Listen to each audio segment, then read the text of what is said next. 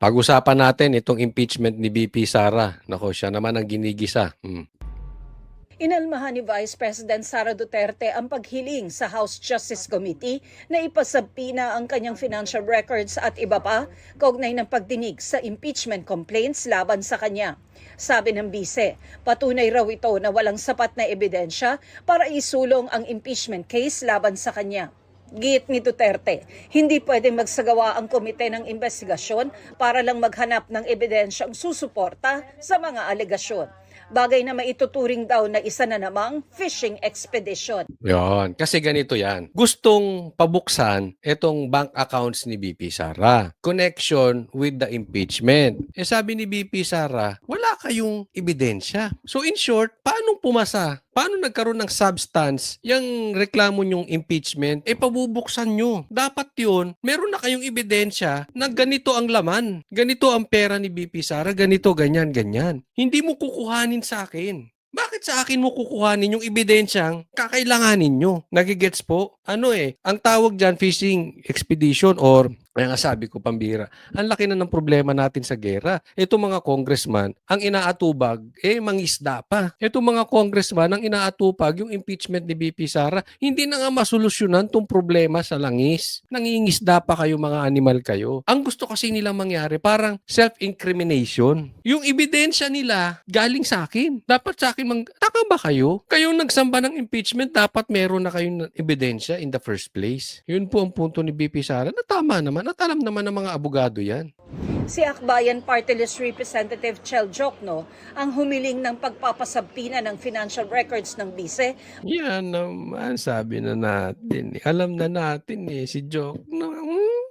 Game plan. Alam mo yung pagpapabukas ng bank account? Kaninong game plan yan? Trilyanis na trilyanis. Dilaw na dilaw. Kain suka na kain suka. Alam na natin yung tugtugin na yan Pero in short, wala talaga silang matibay na ebidensya sa Duterte. Alam mo kung anong style dito? Wag na tayo maglokohan. This is just harassment. Ang punto dito, babuyin si Sara. Yan lang yun. Gisahin, patagalin, banatan. Alam nila, malaki chance na hindi naman mananalo tong impeachment pagdating sa Senado. Malaki chance, okay? Hindi ko sinasabing hindi mananalo yung impeachment sa Senado, pero malaki chance. Pero ang totoong laban ng impeachment, gisahin dyan para bumaho si Sara. Para pagdating, baka akala nila, matatalo na nila si Sara. And si Sara is the person to beat sa presidency sa 2028. Alam nyo, kahit pabahuin nyo ng pabahuin si Sara, hindi nyo matatalo. Alam nyo kung bakit? Kumakapit kayo sa sobrang baho. Naiintindihan nyo? Kayong dilawan, sabihin na nating mapabaho nyo si Sara ng todo. Pero kita ng taong bayan, kumakapit kayo sa sobrang baho. So yan, sira ang credibility nyo dyan. So in short, si Sara pa rin naman nanalo.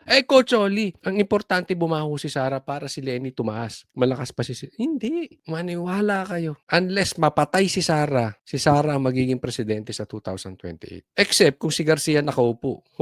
Walang imposible kay Garcia. At Garcia, pati ikaw, tumanggap ng maleta. Di umano. May video po. Sinabi po yan ng mga Marines. 2 beses kang tumanggap ng maleta. Una, 2 maleta tinanggap mo before the election. Parang down payment After the election, tumanggap ka ulit ng 2 maleta. Medium size. Galing, no? Di umano, sabi ng mga Marines. So, ang pagkakatalo ni BP kung patayin lang siya o mag-magic si Garcia. Para raw malaman kung may sapat na basehan ang impeachment complaints. Kabilang ang mga statement of assets, liabilities, and net worth o SALE ng bise at records na mga kahinahinala raw na transaksyon sa bangko.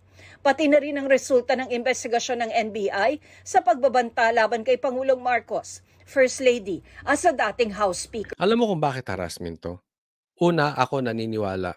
Ibintang nyo na lahat sa Duterte, wag lang korupsyon at saka drug addiction. Sasabit kayong talaga dyan. Yes, meron silang mga mali kasi hindi naman perpekto. Wala naman perpekto. Diyos lang ang perpekto. So, maraming tayong pagkakamali sa buhay. Pero to, hindi sasabit sa korupsyon o sa drugs ang Duterte. Yan itaga nyo sa bato. So, pero for discussion purposes, halimbawa, si Sara, corrupt nga. Sa tingin mo, itatago niya sa bangko? Huwag nga tayong maglokohan. Alam nyo yung mga politiko. Offshore yan. Ilalabas yan. Kaya kita mo si Bongbong, biyahe ng biyahe sa ibang bansa. Malaki chance nun, doon binideposito. Huwag nga tayong maglokohan. Pangalawa, ito, ilalagay yan sa gold. Ilalagay yung pera sa ginto. Kaya kita mo, pinagbebenta yung gold reserve natin. Hello? Hindi natin alam kung nakanino na yung ginto natin, ibinenta raw. Hello? Pangatlo, pwedeng ipasa yan sa real estate. Ipangalan lang kung kanino. Ganyan nangyayari, di ba? Nagsibilihan sa Forbes Park. Yung mga animal, yung mga magnanakaw, hindi ko man nilalahat ha. Pero marami ngayon, batch ngayon, nakabili ng bahay dyan sa Forbes. Papangalan ba nila sa sarili nila yan? Ano sila? Kayo naman. Kaya alam nyo kung ano bakit ginagawa nila to? Purely harassment. Yan yung sinasabi ko. Para pabahuin lang si Sarah. Bilang tugon sa bise, Itong bakla, ipinaliwanag ni itong bakla Jokno nito. na malinaw Itong ano na to, itong matandang to. Hindi ko iniinsulto dahil matanda na rin ako. Hindi ako bakla. sa kanyang mosyon na layo nitong mapangalagaan ang mga ebidensya at testigo sa impeachment proceedings para magawa ng Committee on Justice ang trabaho nitong pag-aralan ang mga ebidensya.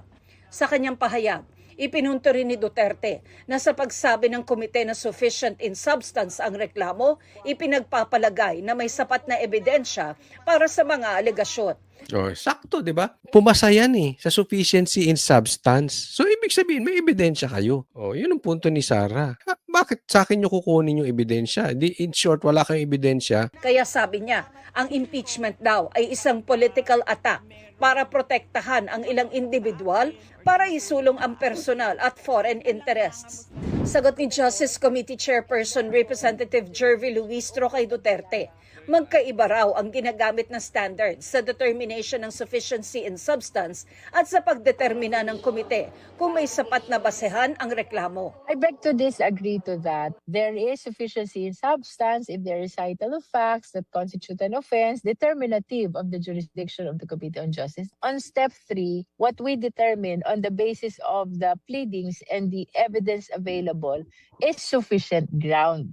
So, we cannot say na the committee was erroneous because they are asking for issuance of subpoena now. Kasama rin sa hiling ni Jokno ang paglipat sa kustodiya ng Kamara kay Ramil Madriaga na nagpakilala noong bagman umano ni Vice President Duterte.